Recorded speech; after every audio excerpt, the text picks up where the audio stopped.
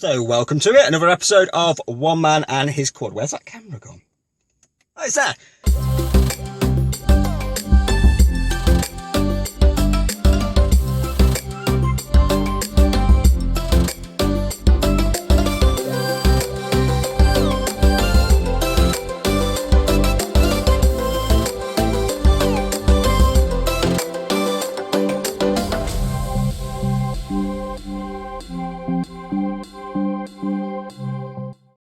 Again, it's Chris from One Man and His Quad, and we're off to collect our new project. I mentioned on the last video that we were thinking of doing a project over the winter, but this came up on eBay the other day, and as per second-hand things, you've got to sort of strike while the iron is hot when it comes to buying these things.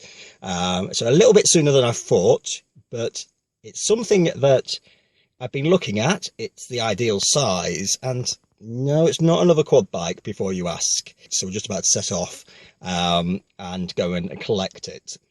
But before we do that, a little bit of update on the last video. We put the fender flares on the quad bike and we had a bit of a problem with the glue, and as a result I then used some of this 2-in-1, this glue and sealant that comes together. That sort of works, but it's still lifting. So what I have done, as you can see on these pictures now, is I have pot riveted the fender flares on all four corners. And I know I said I wasn't going to do any drilling, but that's just one of the things, you know, you live and you learn. So this is what we had to do. Okay, we better go. We better set off now because we are running slightly late already, which isn't good when you're buying something off somebody. So we'll show you some footage of the journey. I think I'm going to film the journey because it's quite a nice route that we're going to go on. About an hour's drive from my home, and yeah, we'll go from there.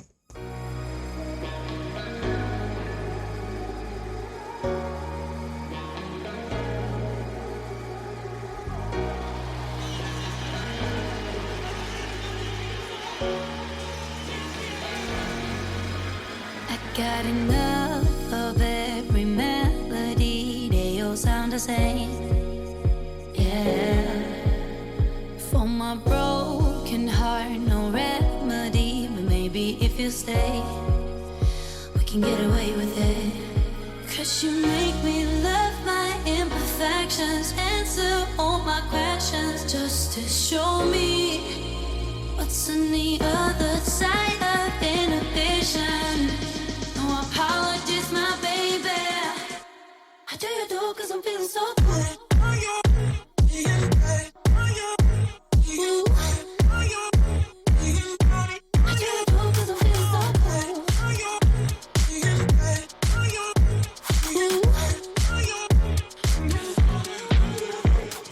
And yeah, almost forgot we needed to stop for diesel as well, so we have done. Oh, my darkest memories, now let me fall back. But you'll be there, ready to rescue me if I go out of track. We can get away with it. 'Cause you make me love my imperfections, answer all my questions, just to show me what's on the other side of inhibition. No apologies, my baby. I do you do 'cause I'm feeling so good.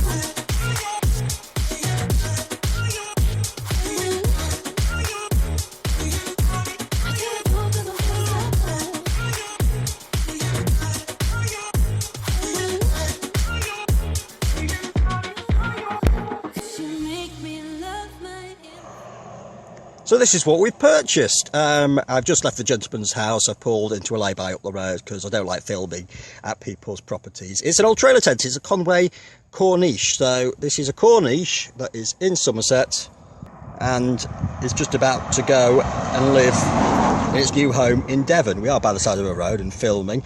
It's not bad knit, to be honest. We've got a little bit of rust there, but we should be able to do something with that. And we've got an idea for this trailer. I'm not going to tell you much more. We'll get it back to the stables and then we'll do a bit more filming. So yeah, not bad. And it cost me the princely sum of just £40. So we'll continue our journey back and I'll talk to you hopefully a little bit later on today.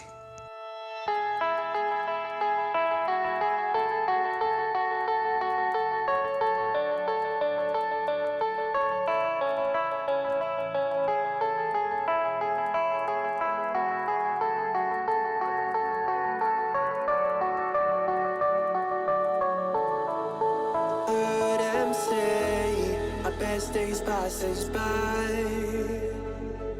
and most long for a place that they never find. I'm afraid I wake up when I die, and it is too late to climb any mountain. Time is of the essence, the blood running through our core. It's best to not feel sorry when it's over. I will be the greatest that you've ever seen before, and I'll stay eternal.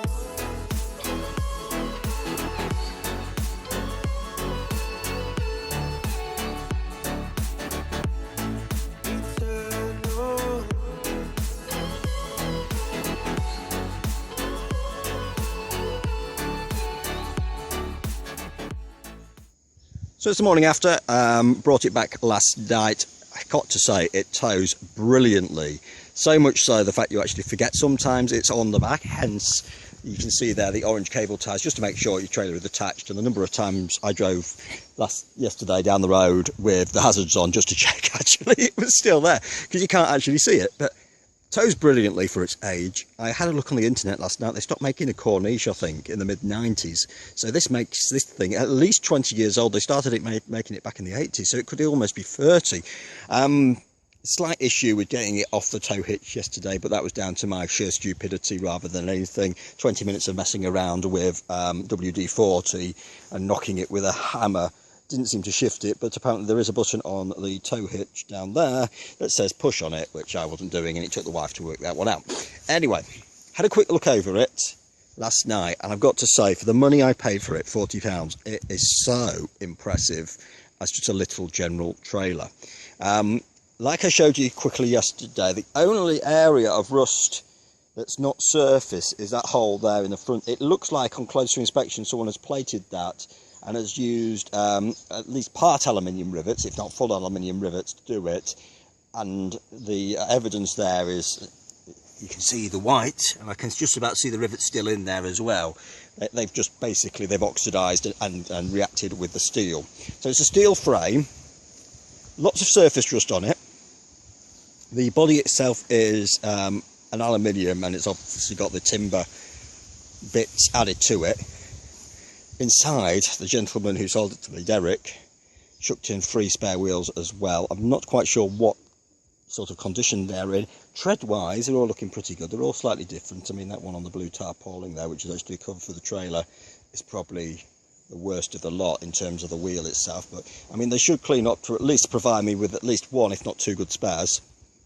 The floor itself, if this floor is original, I am so impressed. As I say, the trailer could be up to 30 years old, and you know, it's solid as anything. There's hardly any rot, and where there is rust and rot, it's sort of aftermarket things that people have put on in the past, since it's not been a trailer tent anymore. This sort of takes me back to my childhood, because we used to do a lot of camping from about the age of 5 upwards, and we had a trailer tent, and it wasn't this particular make or model, but the fun and games we had putting that up in our time. And funnily enough, as soon as the children moved out, my mum and dad outgrew the trailer tent and qualified to a caravan. It's funny that, isn't it? But anyway, what am I going to do with it? Well, I think the first job is to sort out that rust on the front, and I want to give the chassis a coat of red oxide primer at least, just to make sure the rust is kept at bay, because as I said, at the moment the majority of it is just surface rust. So it will either grind back, or I'll go and get one of those rust treatment paints before putting the red oxide on. Of course, putting red oxide on will prevent the rust coming back. And then I may put some stone chip or some heavy duty paint and paint the chassis. That's the first job. Now, to do a proper job, I'm probably going to strip it all down, which I'll show you in a future video. So take the sides off, take the floor out, just double check the floor's okay. So happy with the floor. If one thing's come out of this, a £40 trailer with a good floor that's not rotten, because our old little trailer, which was purpose built, I had to put a new sort of panel in the floor last year, and it's not the easiest job to do. So having a good floor, at least a base for a good floor, depending what we do with it in the future, is really, really sort of a positive start. So as I say, what I'm going to do is strip it down. I've just bought myself a riveter, and I'm currently learning how to rivet properly. You'll see the results of it previous to this, because I'm riveting currently. The video is all a bit messy at the moment, but I'm currently riveting the fender flares back on the quad bike at the moment. I explained that previously. So I can drill the old rivets out, and if I choose to put the panels back on, I can do quite easily. I'll just make sure everything's labelled. So it's kind of a project at the moment where I kind of know where I want to go with it, but at the moment it's going to be a good little useful trailer, so I don't really want to sort of do too much about it. Like I said before, this is sort of an autumn winter project. I've got something in mind for it. I'm very, very happy with the space inside, let's just say that. I'm very happy there that we've got a lot of space out. It was advertised as a 4 foot by 6.5 foot trailer. I would say it's probably a little bit nearer 7 to 7.5 foot. But there are a few ideas I want to do with it. But first off, plate the front there by the toe handle, get some JB weld or something like that, because I don't have a welder, I don't have the skills to do that. Put a plate there, sand it down or grind it all back, all the surface rust off, stick a bit of red oxide on, and then stick a bit of under seal or something, you know, stone chip or the like on that. So that's where we're going with that. That is it. So welcome to the new project. We're going to call it Project T, not just because it's a trailer, but because I envisage I'm going to be spending a lot of time drinking tea whilst working on this thing. We're going to be doing videos hopefully throughout the summer into the autumn, I think, more than likely. So if we don't have a video on this for a little while, you know why. There are loads of other videos on the YouTube channel, so if you are new to it, have a look at them. Loads of different videos regarding the quad bike and why I do this channel, etc. And also we are on socials, so make sure you check us out on Facebook and Instagram. They're both at One Man and His Quad, so search us on there, like, follow, whatever you do on there, and we will catch you next time, guys. Take care.